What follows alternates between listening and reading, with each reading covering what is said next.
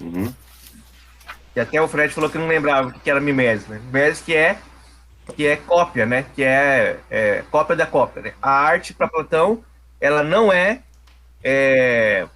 positiva, porque ela é uma ocupação da mente humana com uma cópia, né? Ou seja, fazer uma pintura, né? Fazer uma poesia, fazer uma escultura, é uma ocupação da mente humana que se ocupa em fazer uma cópia das coisas que existem, que são já cópias das ideias, né? Então é a cópia da cópia.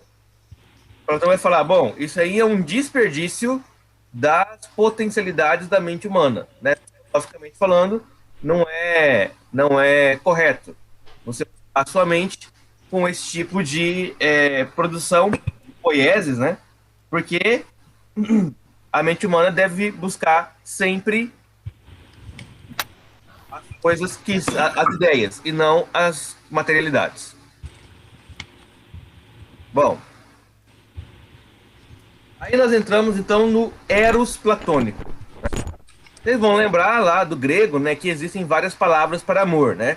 O eros, philos, o philia, o storge e o ágape, né? Bom, essas palavras, elas existem na língua grega, só que como eu disse antes para vocês lá no grego, elas têm um sentido, mas elas podem ser sempre usadas num sentido diferente, né? Você pode falar, por exemplo, eu estava lendo lá o Dostoiévski, né? E aí, quando os maridos da alta sociedade russa queriam apresentar as suas mulheres, né, suas esposas, eles falavam: olha, esta aqui é minha amiga.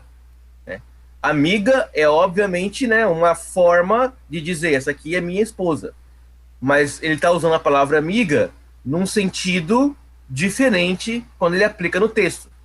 Então, a palavra amor, a palavra ágape, ela é uma palavra que significa um amor do tipo amor de sacrifício, né? Um amor do tipo unilateral. Mas ela pode ser usada para identificar qualquer tipo de amor se você tiver usando no texto a palavra nesse contexto, né? Ah, e foi assim, e fulano e Abraão conheceu Sara. Conheceu aqui não é no sentido de ela foi lá e bateu um papo com ela, né? Conheceu aqui no sentido que ele teve uma relação sexual com ela. Então as palavras, elas não têm que ter um único sentido fora daquele só restrito, né, ao sentido do dicionário, léxico. Elas também têm sentidos contextuais, tá? Ô, No Zac, caso aqui, então, oi? esse ágape já existia? Ele já existia como palavra, Ah, tá. mas a palavra, ela nem sempre é utilizada dessa maneira como a gente entende ela no dicionário, Beleza. né? Até porque, historicamente, também as palavras elas vão ganhando sentido diferente, né? Quer dizer, se você fosse alguém de 1500 e estivesse, por exemplo, morando em Portugal, né? Você facilmente ia entender que caralho, na verdade, é o mastro do navio, né? Caralho não é um xingamento, né? Então, caralho se transformou, né, numa palavra de baixo calão, na palavra de xingamento, a partir de determinada fase histórica, né? Então, as palavras elas não têm aquele sentido fixo, né? Elas são mutáveis. Tá tranquilo aqui? Tranquilo. Bom, Platão então utiliza, ele vai escrever lá a obra O Banquete, né? Como a gente já conversou outras horas, outros momentos, né? Acho que foi o Tiago, inclusive, que mencionou que o banquete seria uma obra, né? Onde o Platão iria fazer uma Exaltação ao amor homossexual. isso o que é um absurdo, né? Tem nada a ver com isso, né? No banquete você tem o banquete é uma prática, o banquete, o simpósio, né? É uma prática comum da Grécia Antiga. As pessoas se reuniam para beber, não é diferente de hoje, né? Você sai pra beber com os amigos e conversa borracha, né? No bar, né? Então os gregos também faziam isso de algum de alguma pessoa. Ah, vamos chamar para um simpósio. Aí chama uma galera, eles vão beber e depois eles vão conversar sobre a vida e a realidade, né? Então ele vai para esse banquete e lá ele encontra várias pessoas que vão cada um ter a sua opinião sobre o que é o amor. O banquete é sobre isso, né? A obra Banquete é sobre o amor. E um dos caras, né, uma das pessoas que está ali no banquete, chama-se Pausanias. O Pausanias é quem vai defender o amor homossexual. Vai defender o amor homossexual usando um mito chamado mito das almas circulares. Ele vai dizer então, no começo os homens eles eram seres com 2 cabeças, 4 braços, 4 pernas, com o corpo, né, um ligado no outro. E diz ele, né, esses homens eles eram tão poderosos que os deuses ficaram com medo do poder deles. Aí Zeus foi lá e cortou esses homens no meio, né? Deixando 2 pernas, 2 braços e uma cabeça para um lado, 2 pernas, 2 braços e uma cabeça para o outro lado. Assim, Deus diminuiu, né? Deus cortou pela metade o poder dos homens. E fez com que esses homens se perdessem, essas metades se perdessem uma das outras. E agora todo homem busca aquela metade que foi perdida para com ela novamente se unir e produzir algo poderoso, né? Aí ele vai falar que alguns desses homens, desses seres, eram 2 cabeças de homem, alguns 2 cabeças de mulher, alguns uma cabeça de homem, uma cabeça de mulher. Você quer mesmo metade laranja daí? Metade da laranja veio daí? Isso a alma gêmea, né, ou a metade da laranja, é exatamente desse mito que está lá no banquete, chamado mito das almas circulares. E aí a ideia é de que, então, se você encontra a sua alma gêmea, você se torna uma pessoa completa novamente, né? E a alma gêmea pode ser a alma gêmea do masculino, masculina, feminino, feminina, ou masculino, feminino, né? Então, essa é a discussão, esse é o discurso que mais chega próximo, né, de apoiar a união homoafetiva. Ô, Ed, eu acho que o seu ventilador aí tá fazendo muito barulho. Dá um mute aí. Aí. Não, era do Ed. Ah, tá. Deu? Deu, tá bom agora. Tá. E essa é uma das discussões, dos diálogos do banquete. Um outro diálogo do banquete também vai comentar que em algumas cidades gregas, mas ele não está defendendo isso não, ele vai comentar que em algumas cidades gregas o amor erótico, o amor homoafetivo, ele era mais aceito do que outras cidades gregas que ele era menos aceito, né? Isso também é uma constatação histórica, né? Mas de maneira alguma o banquete é uma defesa do amor erótico. Ele tem uma defesa do amor, uma defesa do amor homoafetivo. Ele tem uma defesa do amor homoafetivo na boca de determinados personagens do banquete. O Platão, o Sócrates, ele está participando do banquete. E aí é uma das poucas vezes que a gente vê o Sócrates fazendo, né, uma defesa que não parte das perguntas dialética, né, mas parte de afirmações categóricas. Isso é o que nós chamamos do eros platônico, né, ou do amor platônico. É um amor que Sócrates, como personagem, vai dizer, olha, eu posso ter uma ignorância sobre muitas coisas, mas se tem algo nessa vida que eu conheço melhor do que todos os homens, esse algo é o amor, né? Isso é uma coisa já um pouco diferente do Sócrates clássico, aquele que dizia que nada sei, né? Só sei que nada sei. Aqui não, aqui ele vai fazer uma defesa propositiva. Ele vai falar, bom, quem me ensinou sobre o amor? O Sócrates falando no banquete. Quem me ensinou sobre o amor foi uma profetisa, uma sacerdotisa, chamada Diotima, né? A Diotima, ela era provavelmente uma filósofa que, por ser mulher, não tinha nenhum lugar, vamos dizer assim, dentro da discussão filosófica, e, portanto, ela acabava se transformando em algo como se fosse uma sacerdotisa de divindade. Provavelmente ela servia em algum templo, e Sócrates, ele, por frequentar os templos religiosos, né, os templos gregos, ele teria conhecido essa mulher. e ela teria ensinado para ele esse princípio, né? Esse conhecimento sobre o amor. O amor para Platão, ele é eros, não é philos, não é storge, não é ágape, é eros, né? Esse é o amor mais sublime para Platão. E aqui nós vamos ter uma diferença, por quê? Porque para Aristóteles, o amor mais sublime é o philos, né? A amizade. Aqui para Platão, o amor mais sublime é o desejo.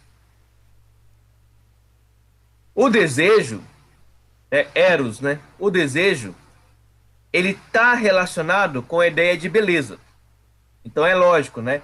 Você vai desejar aquilo que é belo, né? A mulher bonita, o carro bonito, a casa bonita, os elementos da beleza. No entanto, quanto mais filosófico é a sua caminhada, né? Quanto mais filosófica é a sua virtude, mais você vai procurar a beleza em si, como conceito, não a beleza material das coisas.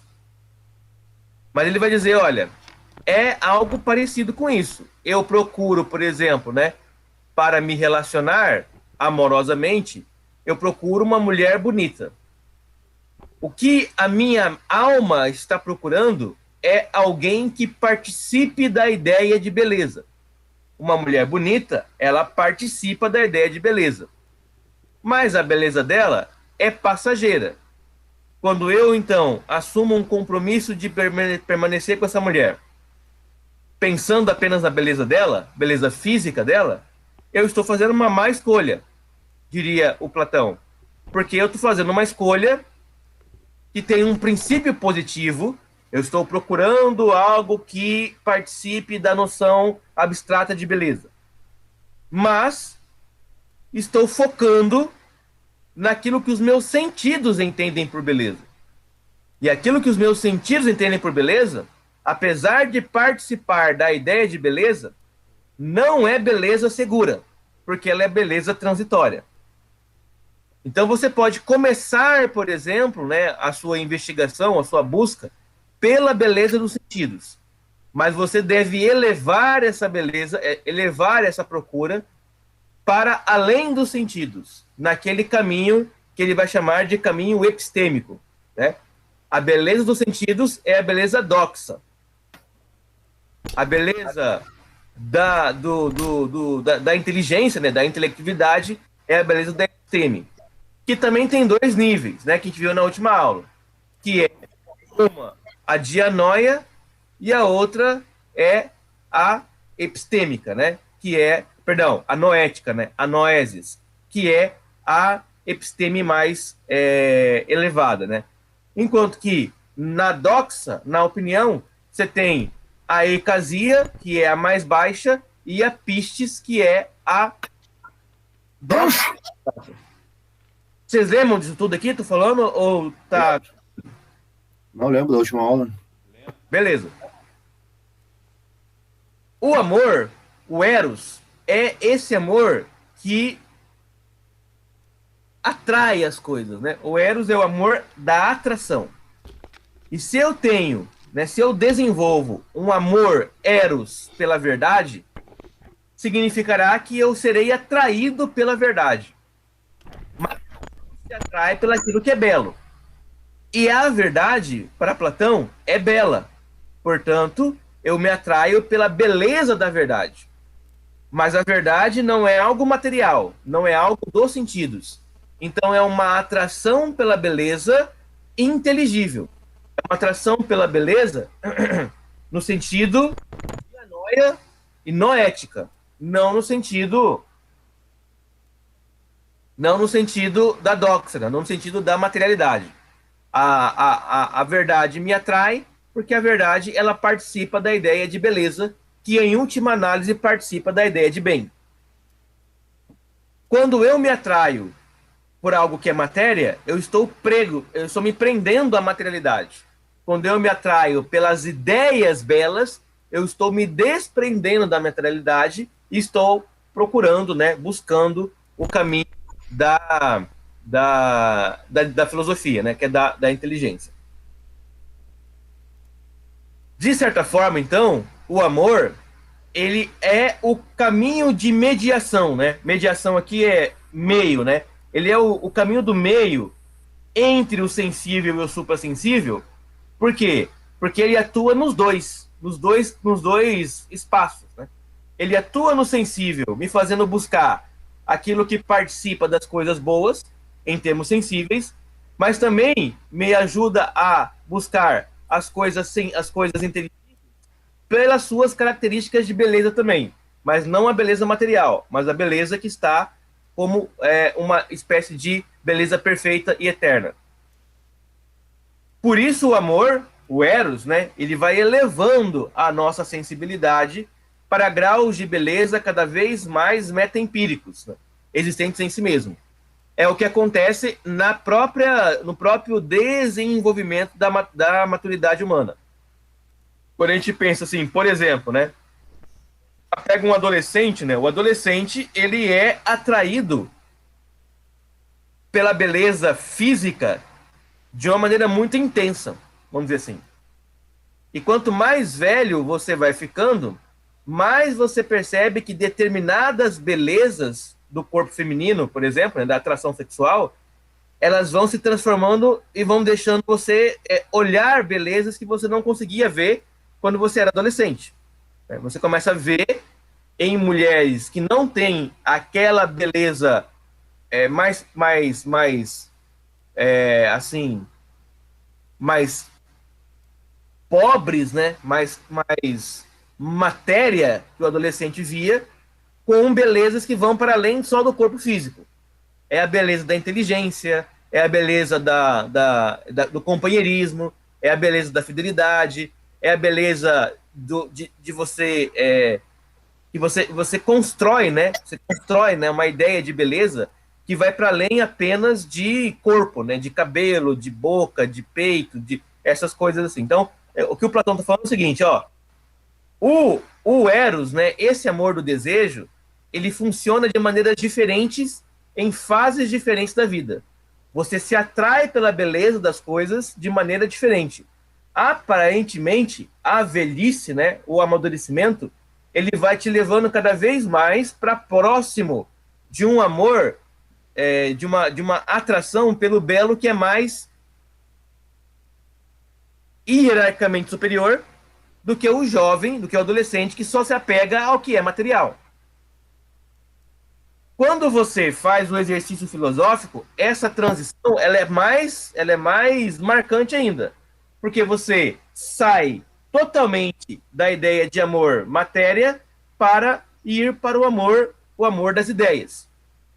E o amor das ideias, para Platão, começa com a matemática, a dianoia, e vai te elevando até as virtudes mais comportamentais, que é o máximo da escala de amor, que é a noesis. Essa escala, né, que vem lá desde a ecasia até a noesis, essa escala é também chamada de escala de Diotima. Por quê? Porque é a escala que aquela sacerdotisa ensinou para o Platão. Para Sócrates, né? Ó Sócrates, quanto mais você busca dialeticamente, quanto mais você busca filosoficamente as coisas mais belas, você se atrai por elas. E essa atração pelas coisas mais belas produz uma ascensão. Essa ascensão espiritual fará com que você chegue cada vez mais próximo da ideia de belo. Contanto que você, nessa escada, cada vez mais se afaste da ideia de que beleza é algo material e vá procurando a beleza que não muda nunca. A beleza imaterial, a beleza perfeita, a beleza do mundo das formas. É forte, hein? Isso é um mistério, né? Como diz aí os... É bem interessante, né? Porque assim, ele está chamando a nossa atenção para pensar a beleza para além da cultura, né? E daquilo que é socialmente determinado como beleza. Beleza não é o que a sociedade diz que é. Beleza é o que é. E se a sociedade diz que é belo algo que não é belo, isso é doxa, isso é ecasia, isso é degeneração das potências intelectuais da humanidade, da sociedade, né? Por exemplo, né, a gente pega uma música horrível, né? Uma música com uma letra horrível, uma música com assim, com uma harmonia pobre, né? Com uma coisa tudo, e você atribui a isso beleza, né? Tem uma frase do Ariano Suassuna que é engraçada. Ele falou assim: olha, eu recebi aqui no jornal da minha cidade dizendo que o Chimbinha da banda Calypso é um gênio da música. Aí o Ariano falando, né? Eu sou um escritor, eu trabalho com as palavras. O dia que eu pegar a palavra gênio e aplicar para um músico como Chimbinha, o que é que eu vou usar para poder qualificar Beethoven? Eu vi isso aí. Ou seja, né? O que ele está falando? Ele falou assim, olha, a nossa percepção ela é tão baixa, né? A nossa percepção da beleza é tão baixa que a gente começa a achar belo aquilo que não tem nenhum sentido de beleza.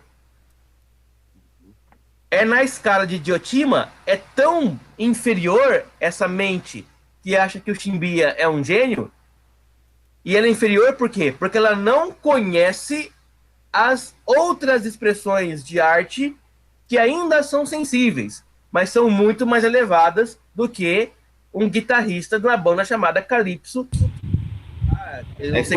Quando eu discutia futebol, né? Hoje eu não discuto mais futebol. Mas quando eu discutia futebol, eu ficava bolado quando eu via qualquer boneco e falava, pô, esse cara é um craque. Falei, cara, qualquer cara pra tu é um craque, mano. Imagina o que eu vou falar, então, aí você tava alguns nomes aí do futebol, eu vou falar o que é desses caras, então, se esse cara aqui é craque. Exatamente, né? Quer dizer, o Neymar é um craque, né? Qual palavra que você vai usar para definir o Pelé? O Maradona, o Garrincha, o futebol arte, né? Então, assim, mas essa pintura aqui, ela é muito bonita. Não, mas como é que você fala que ela é muito bonita? Qual que é a palavra que eu uso para identificar, sei lá, a Gioconda do Leonardo da Vinci lá, Mona Lisa, por exemplo, né? Então, assim, de certa forma, né, qual que é o treino filosófico aqui?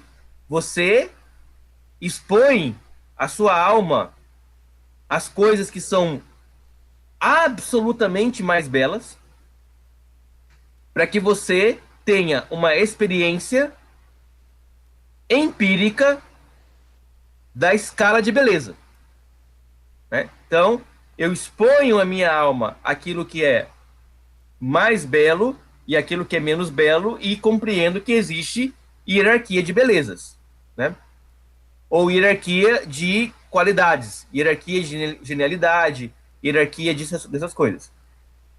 Quando eu me exponho nisso, eu estou tentando entender que tanto, por exemplo, né, o cara que joga futebol comigo aqui na esquina, que ele é muito bom para o padrão do nosso time, do nosso grupo, como o Pelé, que é um cara que ele jogou nos maiores times e que é também um padrão de craque, né? Esses dois, eles estão em escalas, né, em níveis totalmente diferentes. Mas eu estou atribuindo aos dois a ideia de que eles jogam bem futebol, né? Que jogam futebol bonito. Mas os dois, eles de certa forma, são incomparáveis em termos de qualidade. O que vai me levar a acreditar que existem níveis de belezas diferentes. Se existem níveis de beleza diferentes, esses dois, tanto o Pelé como o Zé da esquina que joga bola, eles estão participando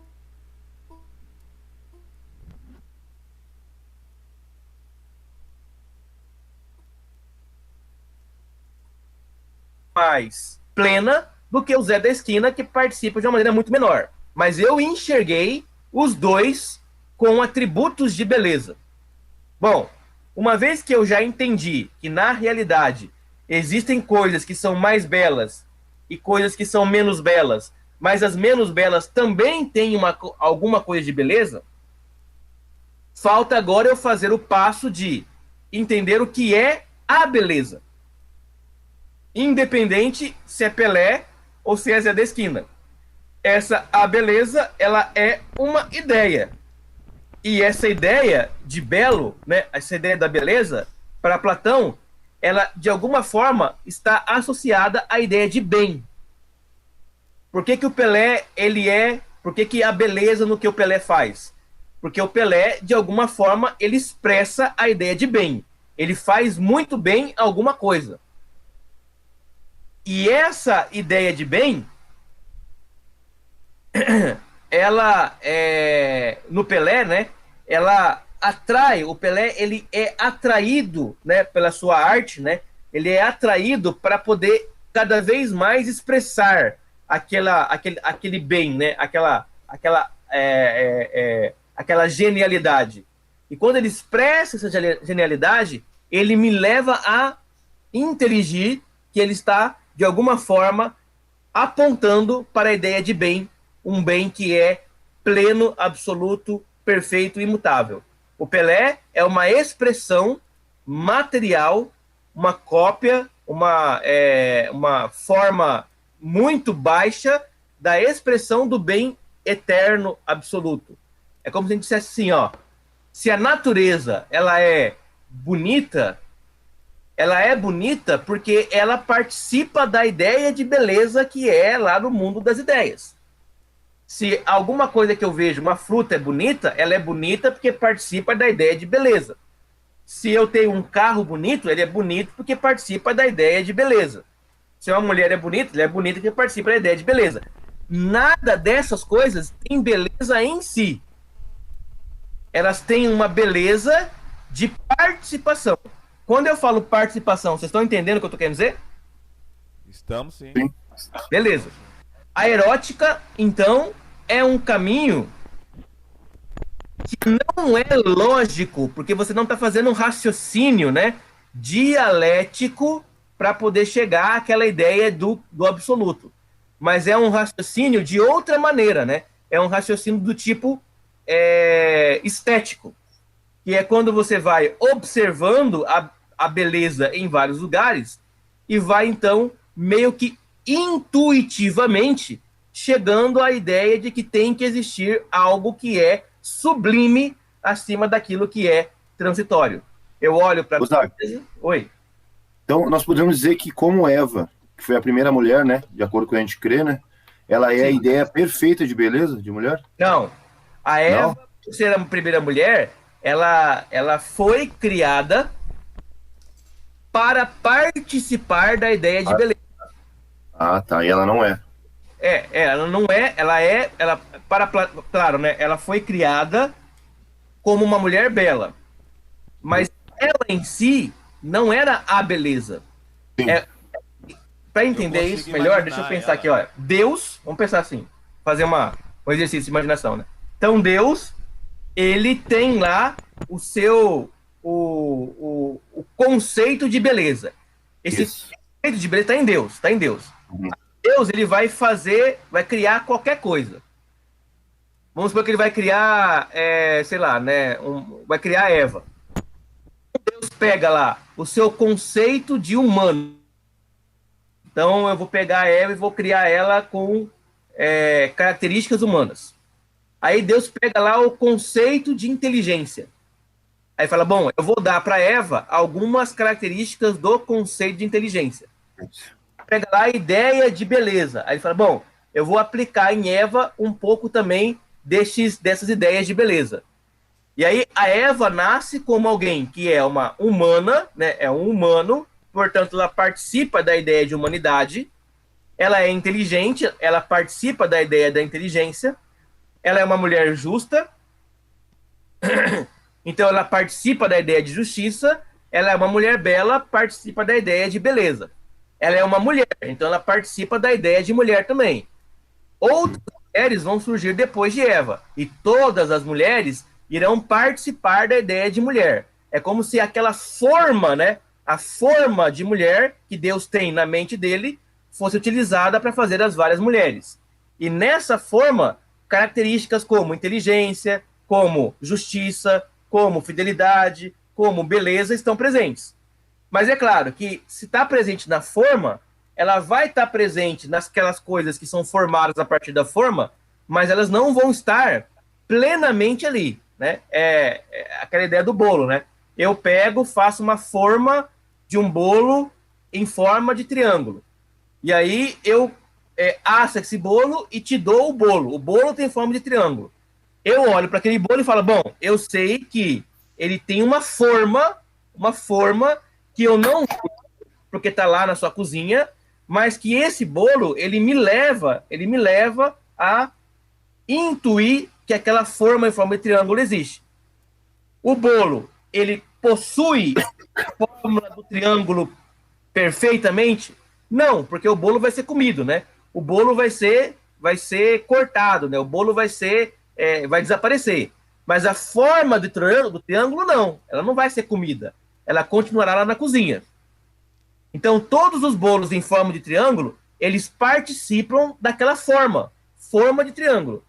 A forma eu não vejo. Eu vejo os bolos. E digo, bom, como esses bolos têm essa forma, eles estão participando da forma de triângulo.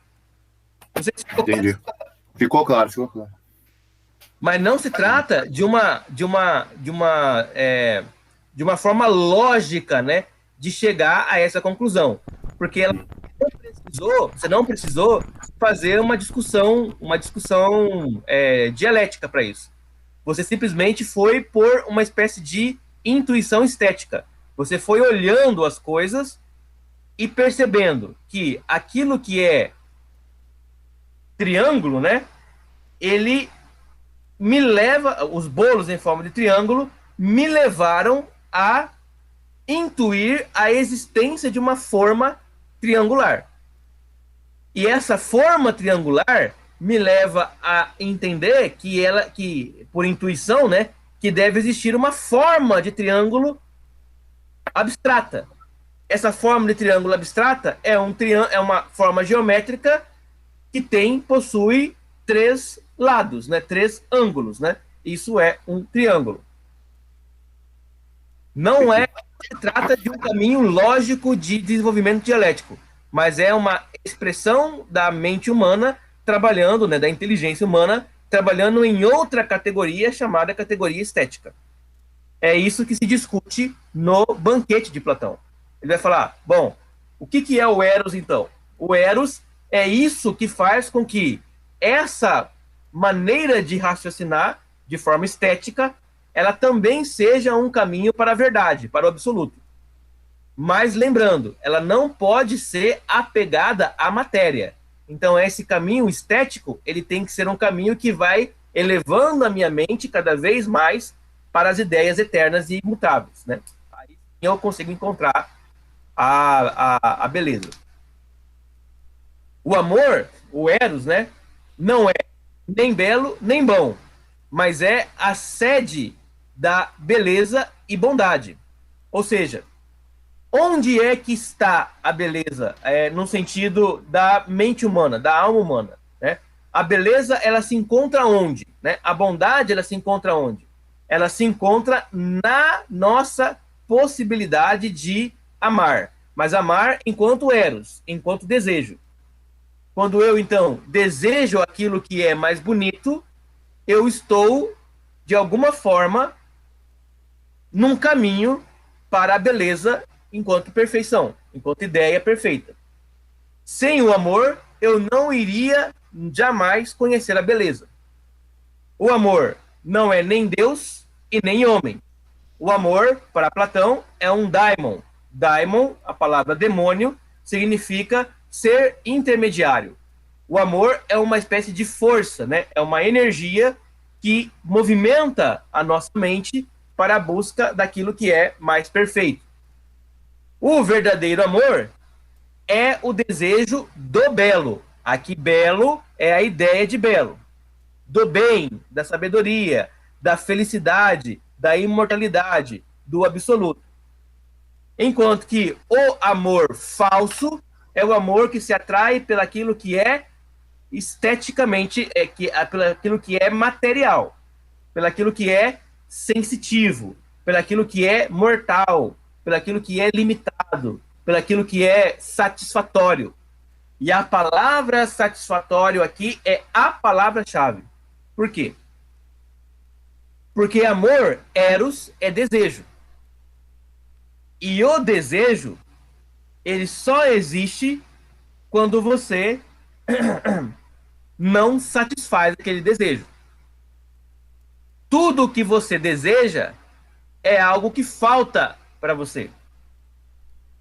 Eu desejo beber água. Por quê? Porque eu estou com sede. Eu desejo comer uma comida. Por quê? Porque eu estou com fome. Eu desejo fazer uma viagem para a Europa. Por quê? Porque eu não estou na Europa. Quando eu bebo a água, como a comida, ou faço a minha viagem, o meu desejo, ele acaba.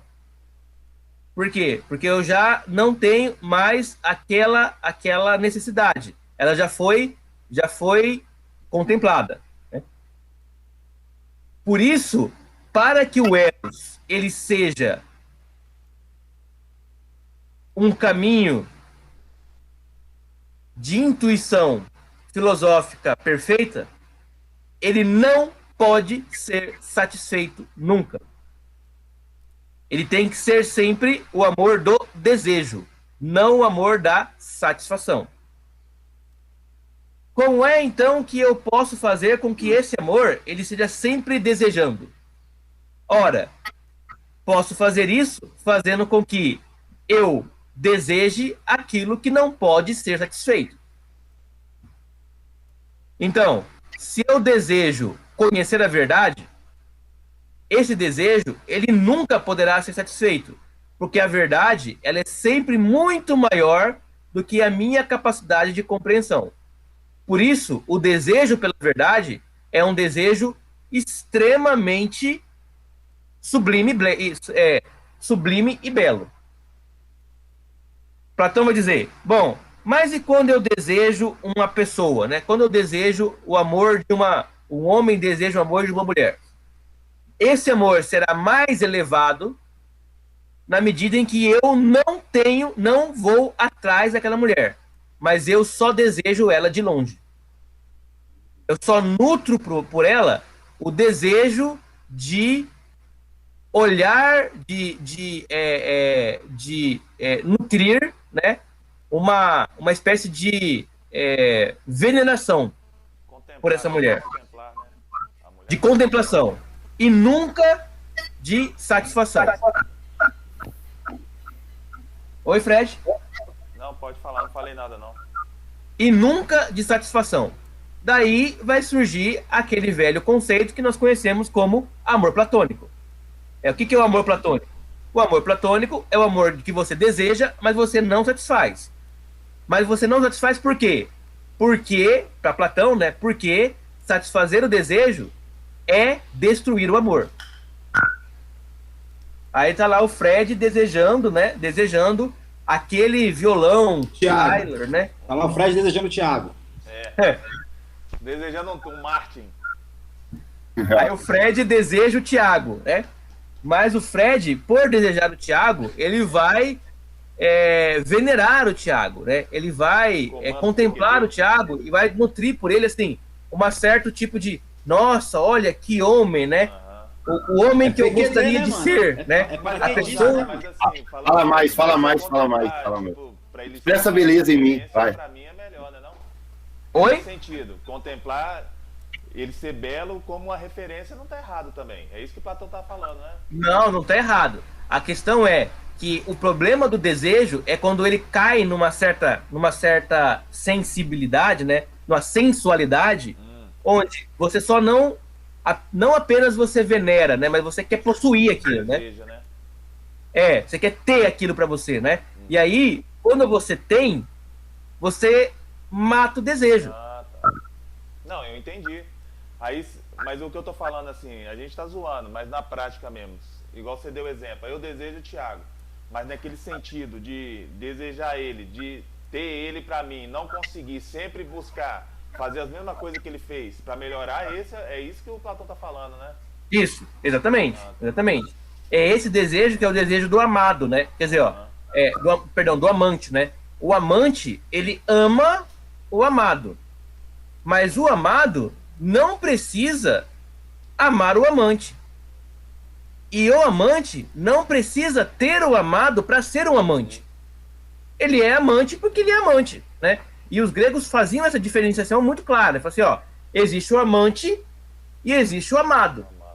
O amado não precisa amar o amante. O amado só precisa existir, né? O amado só existe. E porque o amado existe, o amante pode existir também. Esse é o amor platônico. Esse é o amor platônico. Cara, nem É fala o isso, amor. não fala isso pros caras que gostam de trair a mulher, não, porque senão, meu amigo, isso serve de uma base que eu vou te falar, viu? E Ó, dentro da igreja ainda, vai fazer doutrina do amor vai fazer platônico. doutrina com isso, não. Ô, Mas você- o Ed sempre Oi. fala, esses caras eleitos mesmo, não tem jeito não, né? Mas você vê que esse amor é aquele amor sublime, por exemplo, assim, né? Quando um esposo, né? Um marido ama a esposa, né? Se ele a ama eroticamente, no sentido sensual, ele vai trair a esposa. Vai dar... Por quê? Porque ele vai se satisfazer com a esposa, e quando ele satisfaz com ela, ele acaba o amor. É isso, Certo? é verdade. E aí ele vai procurar o quê? Outra coisa para amar. Agora, quando o que ele ama na esposa é algo que ele não pode possuir, por exemplo, né? Eu amo na minha esposa a personalidade dela, né? Eu amo na minha esposa a pessoa, o ser que ela é. Esse ser que ela é, eu não posso possuir ele, porque não tem como assim, possuir esse ser, porque ele pertence a ela. Então o que eu faço? Eu convivo com ela e admiro este ser que ela é. Eu admiro, né? Eu contemplo, eu venero, mas nunca prendendo, nunca tentando cercear essa liberdade que faz com que ela tenha esse ser maravilhoso. Isso é uma expressão do amor erótico, platônico, dentro da relação do casamento.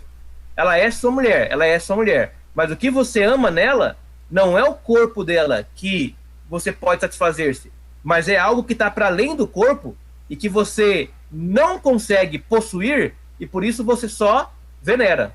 Você só ama aquilo que há de mais sublime, né? Aquilo que há de uma personalidade que vai para além do corpo dessa mulher. Cara, isso é louco, hein, mano? Ô, esse cara é bruto. Nego, É eu acho louco, que hein, mano? é pior, é melhor ainda. Isso é louco, porque tu falando isso, você começa a desenhar. Pô, eu fiz agora um remake, né, de como começou o meu relacionamento, né? E Sim. realmente esse detalhe é muito importante, porque eu tava pensando aqui agora, eu me tornei alguém melhor por causa da mulher que eu encontrei. Isso. Entendeu? Então eu comecei a fazer essa relação. Você foi falando aí, eu fui trazendo a memória, entendeu? Eu falei, cara, esse cara é muito louco, mano. Perfeito, né? Você se tornou alguém melhor porque você olha para sua mulher e vê que ela participa da ideia de bem, de beleza, de justiça, de, sabe, as ideias perfeitas. E isso é algo que você não pensou. Ah, não, peraí, eu vou pensar nisso aqui e vou casar. Não, é algo que você foi percebendo por meio de uma espécie de intuição da alma. A sua alma foi intuindo coisas que estavam para além, né, daquilo que era só matéria ali. E aí o que acontece? Vamos supor, né, que em algum momento você se separe da sua mulher porque você, sei lá, né, teve aí um desejo de ficar com outra mulher. Nada impede que nessa separação, por exemplo, você continue amando a sua ex-esposa para sempre. E tem muita gente que acontece isso com ela, né?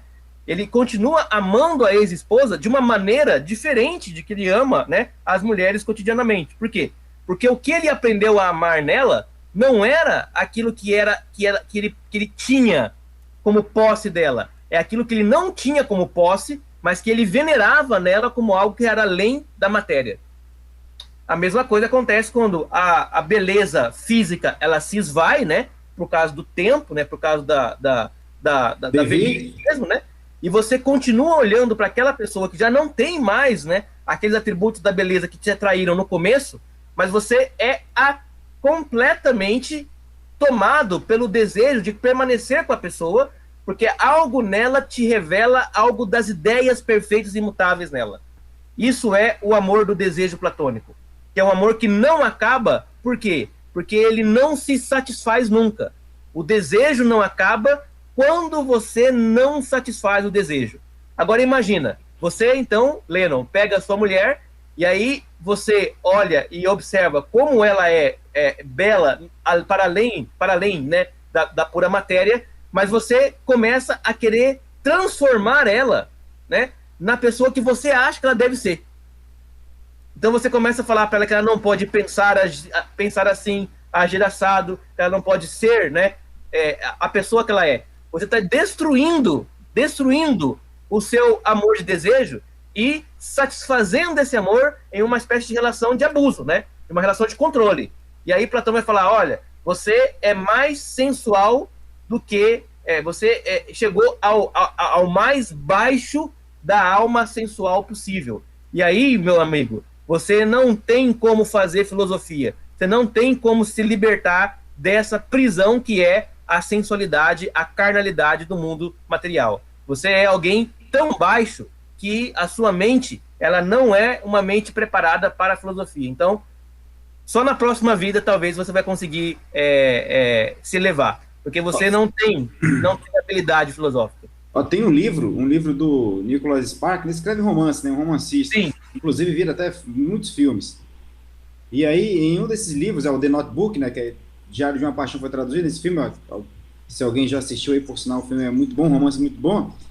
Tem uma cena do filme que fala o seguinte, aí ele escreve no livro isso também, né? Que ele tá num asilo junto com a esposa e ela não lembra mais dele, porque ela tem aquele problema de Alzheimer. Então ela não lembra, ela tem flashes assim, mas durante muito pouco tempo.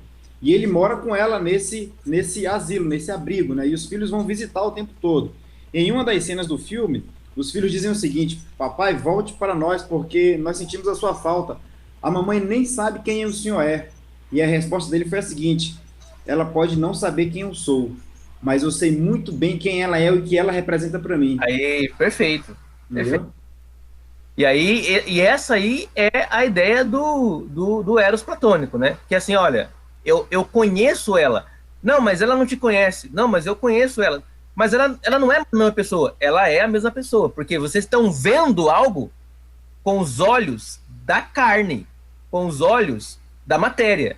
O que eu estou vendo aqui é algo da minha inteligibilidade, é algo da minha percepção da mente, né? da inteligência. E esse algo vocês não conseguem ver porque vocês não têm a intuição que eu tenho daquilo que ela representa.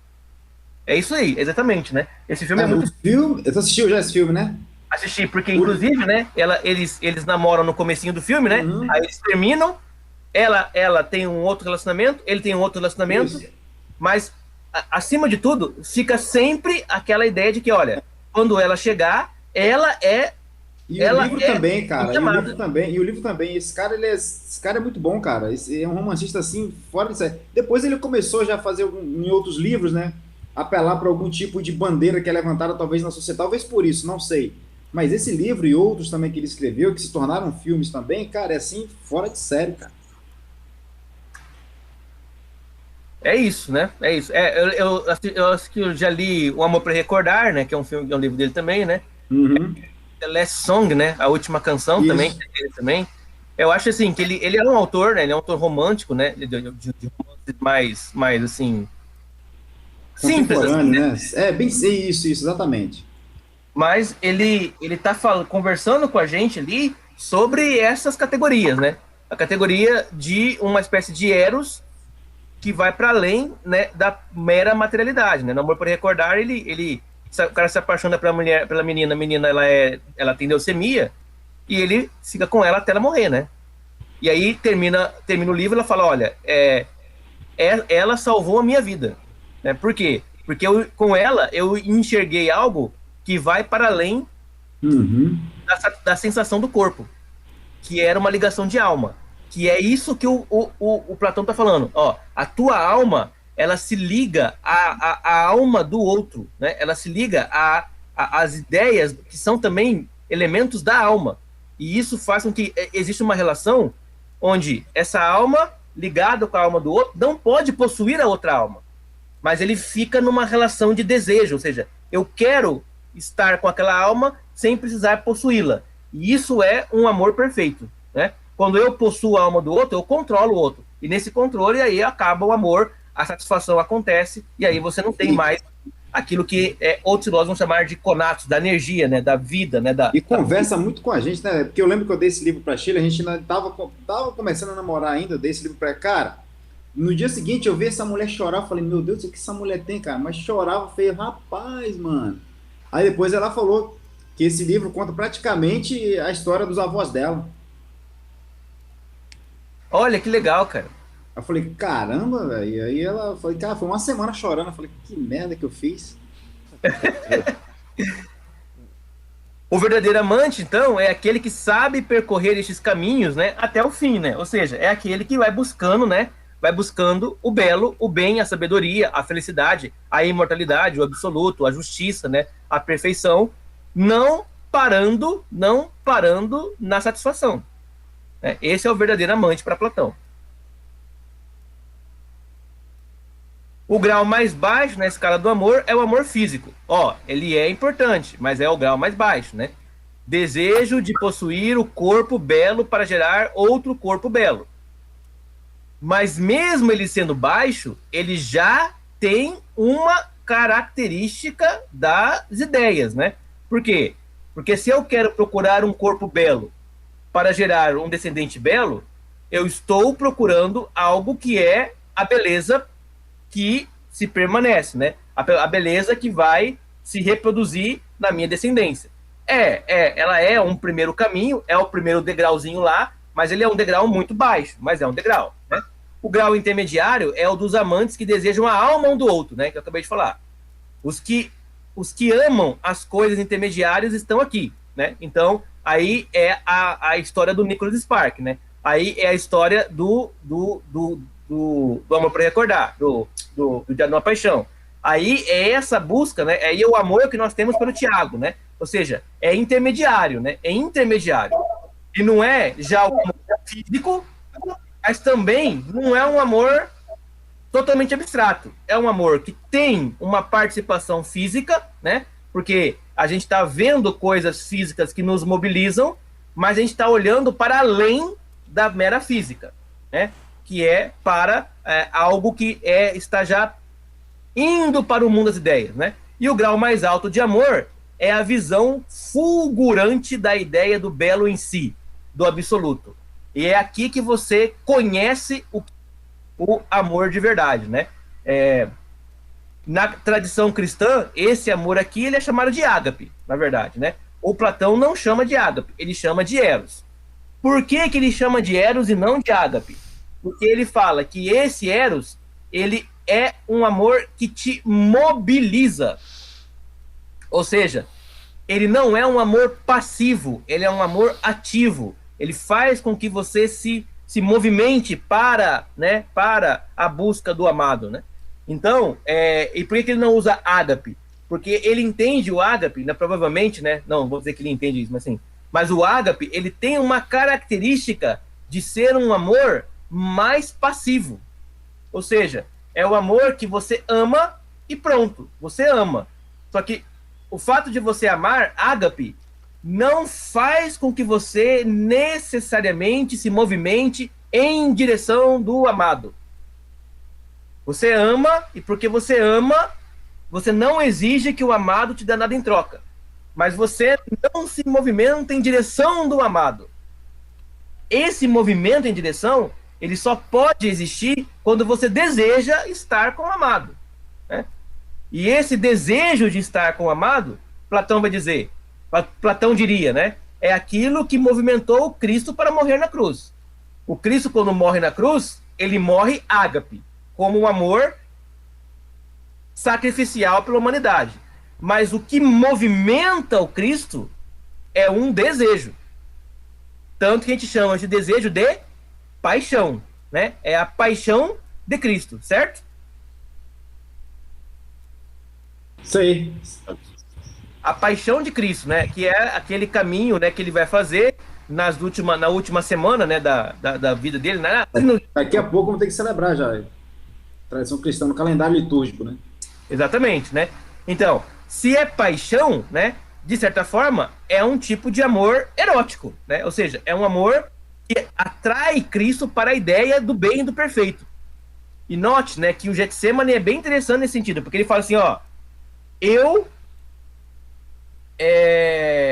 olho para o que acontecerá comigo e eu não vejo beleza nisso, né? Ele vai morrer, né? Então, Pai, se possível for, afasta de mim esse cálice. Eu estou olhando para isso com os olhos, né, da minha materialidade e não estou vendo beleza nisso. Ele está vendo o quê? Sofrimento e dor. Aí ele fala, contudo, seja feita a sua vontade. Por quê? Porque aí a minha alma está olhando a beleza que está por trás ou para além daquilo que é sofrimento material. Eu me atraio para a vontade perfeita de Deus que passa pelo sofrimento para expressar aquilo que há de mais sublime no amor, que é o de dar a vida justa por aqueles que são injustos, para que esses injustos possam ser justificados. Isso é uma expressão do amor platônico. Se Jesus tivesse, né, o Eros mais baixo, né, o Eros no grau mais baixo, ele teria desistido da crucificação, né? Ele teria, não, tá bom, já fiz bastante coisa, vou para casa agora, tá de boa já estou satisfeito, né? Já entrei em Jerusalém, já me aclamaram como rei, estou satisfeito, né? Mas Jesus não se contenta com a satisfação destes momentos.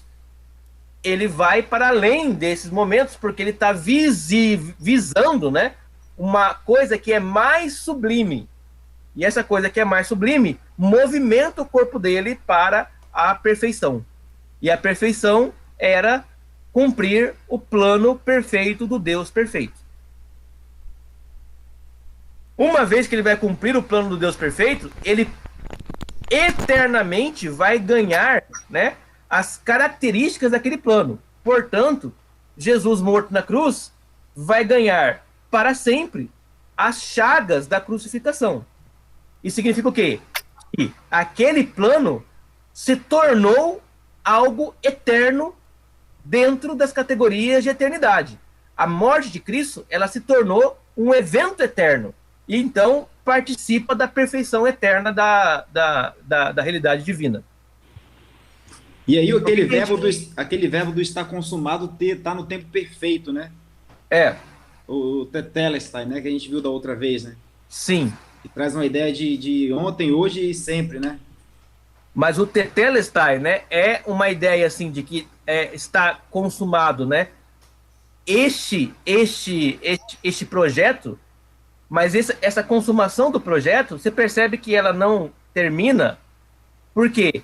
Porque quando Cristo reaparece, né, depois de morto, ele reaparece ferido com as marcas da crucificação. Certo? Sim. Então significa o quê? Que a consumação do ato da crucificação, ela entrou para a eternidade. E eternamente Cristo vai ter as marcas da crucificação.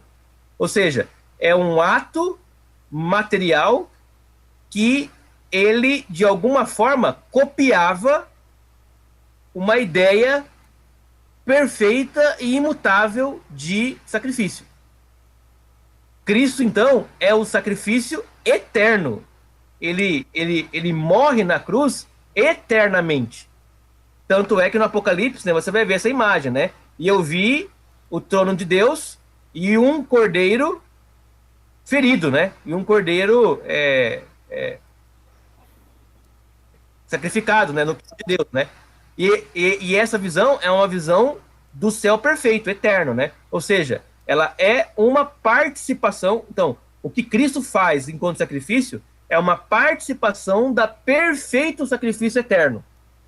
Se existe uma ideia de sacrifício eterno perfeito, essa ideia ela é de alguma forma, desenvolvida, né, de alguma forma experimentada para a gente a partir do Cristo que se sacrifica. Não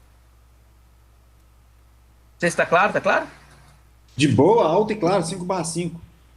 O amor platônico é nostalgia do absoluto. Aqui é importante. É o desejo por algo que já tivemos, né? Por quê?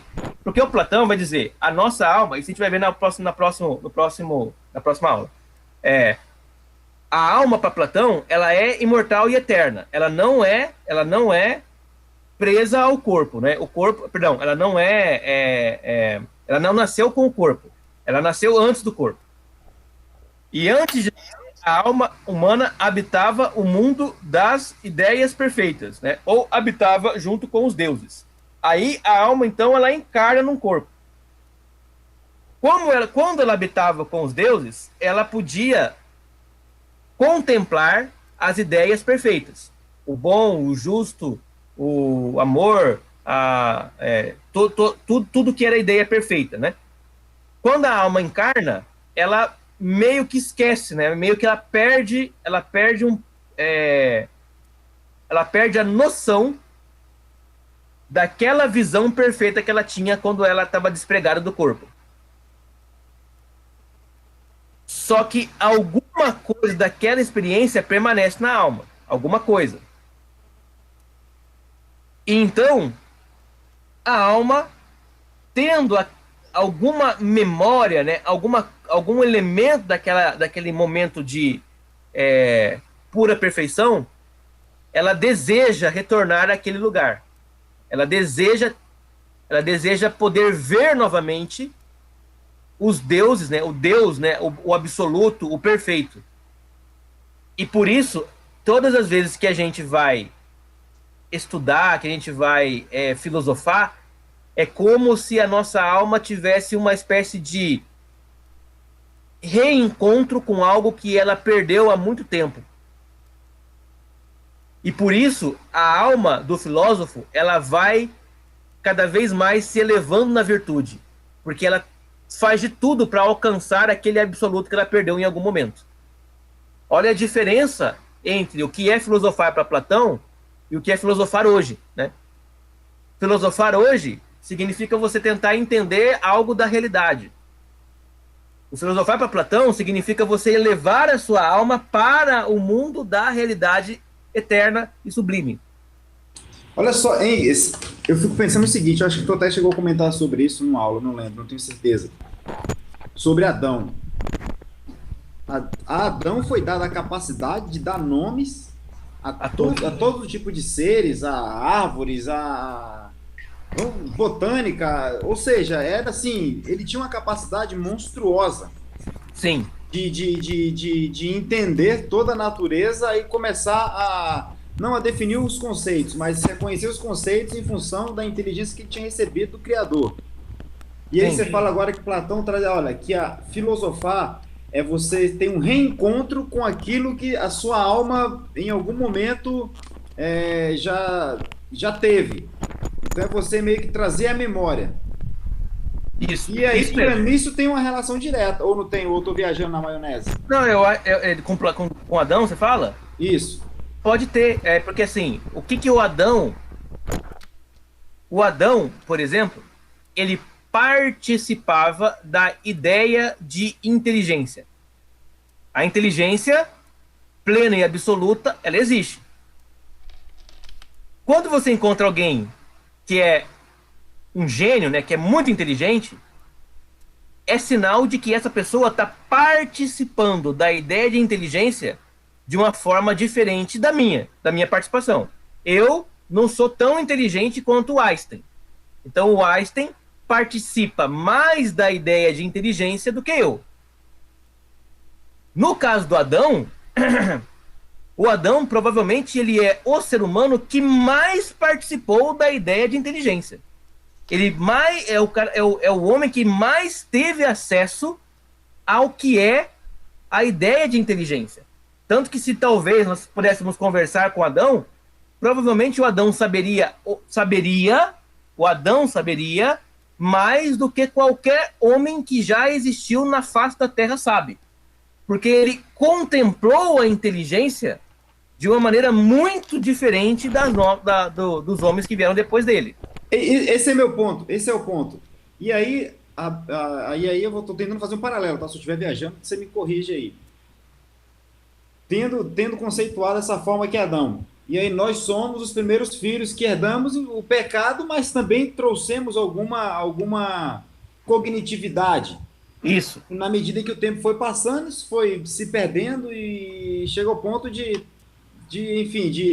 termos ou muito pouca ou nenhuma por não desenvolver essa habilidade que foi herdada, né? E aí, quando Platão fala isso, que é uma forma de você reencontrar, é automático eu fazer essa relação na minha cabeça, entendeu? Pô, então nós somos aquela degeneração, né, que herdamos o pecado original, né, que foi degenerando, mas também herdamos a cognitividade. Sim.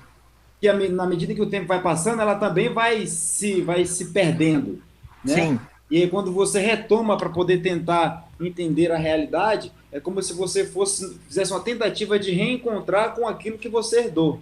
É essa relação que eu faço, entendeu? Isso. Se eu estou equivocado, me corrija aí. Não está equivocado. É que dentro da concepção cristã, nós estamos tentando voltar a ser Adão antes da queda. E isso tem uma relação com esse entendimento de Platão? Acho que sim. É claro que não tem uma relação direta, né? Porque um não está lendo o outro, né? Mas tem uma relação prática no sentido de conexão, por quê? O que o Platão quer, né? O Platão quer que a nossa alma retorne para o mundo das ideias.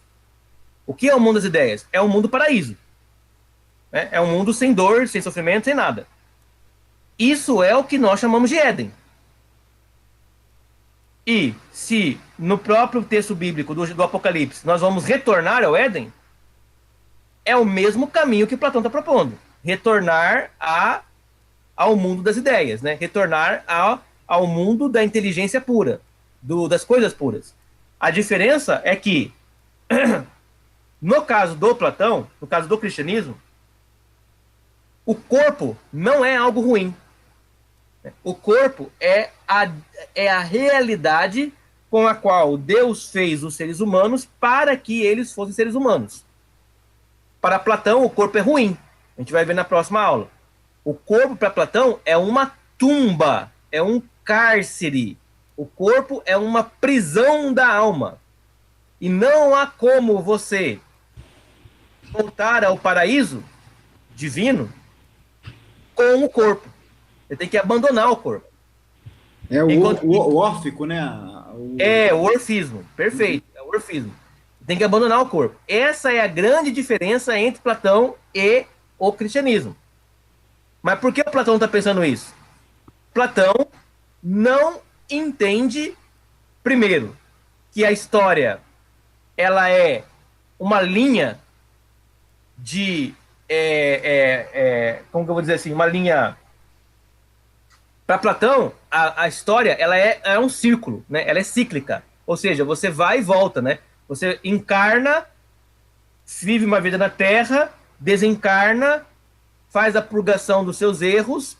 Se você for uma pessoa muito, muito virtuosa, você vai lá, fica um pouquinho com os deuses, né? Ou fica algum tempo com os deuses, depois você volta novamente. E você nunca sai desse ciclo. É um ciclo permanente de reencarnação.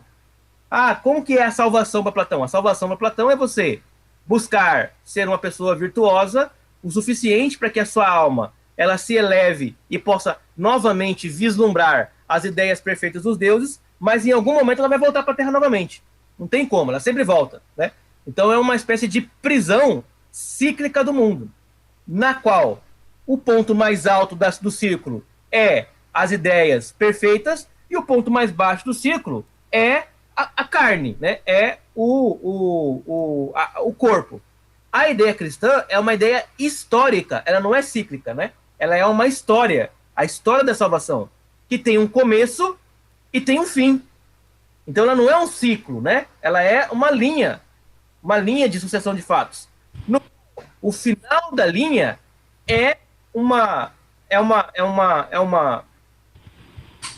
não é uma cópia, né? Ela é a perfeição, o final da linha é a perfeição do começo da linha, que não era tão... A linha é a volta para o começo, né?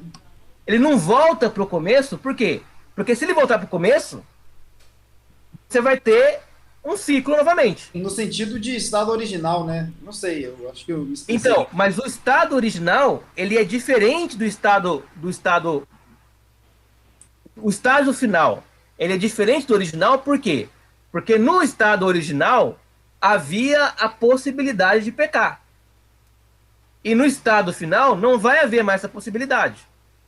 Então você tem o quê? É uma espécie de linha ascendente, certo? Linha ascendente. Se lá, quando nós chegarmos lá no paraíso, né, lá no novo céu e na nova terra, nós tivermos novamente a árvore do conhecimento do bem e do mal e a árvore da vida, então essa história que nós vivemos hoje, ela vai se repetir novamente.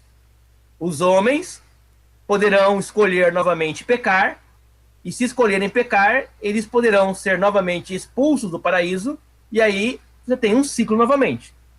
Isso não é assim que o cristianismo entende. Uhum. Entende que aquilo que nós vamos viver no final da jornada é uma eternidade. De maneira que aquilo que Adão experimentava não era eterno. Ele era, de alguma forma, potencialmente transitório. Apesar de que Adão poderia viver para sempre, ele tinha a potência de não ser eterno. Já lá no Novo Éden, né, no Novo Céu e Nova Terra, lá você não tem mais a potência da eternidade. Você tem a eternidade em fato, em ato, né? Ou seja, lá a eternidade ela não é mais uma possibilidade, ela é uma realidade dada, né?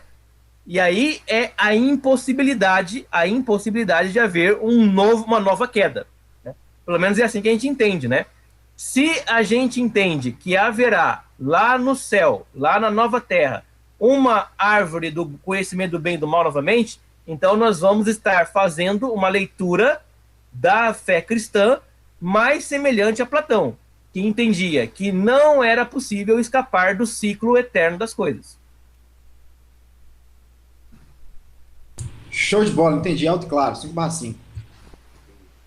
Então, o amor é aquilo que nos impulsiona para o retorno à nossa existência originária, junto aos deuses, né? Ou seja, as almas, então, elas desejam retornar para ver as ideias perfeitas, né?